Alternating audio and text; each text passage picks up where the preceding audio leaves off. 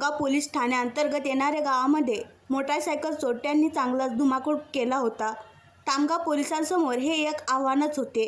संग्रामपूर येथील पवन प्रभाकर वानखडे यांची 2 चाकी Hero Splendor motorcycle MH28 BC 9705 ची 13 मे रोजी घरासमोरून रात्रीच्या दरम्यान अज्ञात चोरट्यांनी चोरून नेली।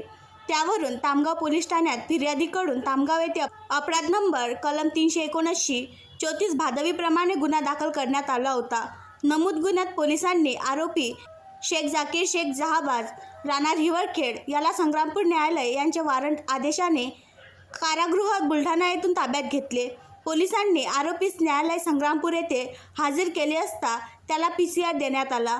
PCR दरम्यान तामगाव पोलिसांनी आरोपी यांची कसून चौकशी केली असता चोरी झालेली एक मोटारसायकल माझ्याजवळ असल्याची कबुली दिली। आरोपी याच्याकडून पवन वानखडे याची चोरी गेलेली मोटारसायकल जप्त करण्यात आली आहे। नमूद आरोपी यांच्याकडून आतापर्यंत ही दुसरी चोरी झालेली मोटारसायकल जप्त केली आहे। तामगाव पोलीस हे पोलीस स्टेशन अभिलेखावरील चोरी गेलेल्या मोटारसायकलबाबत नमूद आरोपी याच्याकडून अधिक तपास करीत आहे।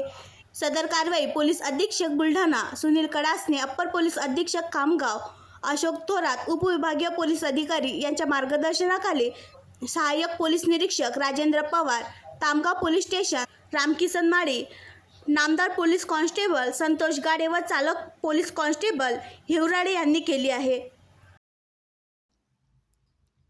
आणखी नवीन व्हिडिओ पाहण्यासाठी आमच्या देशमुख एक्सप्रेस न्यूज चॅनलला सबस्क्राईब करा, लाईक करा आणि शेअर करा।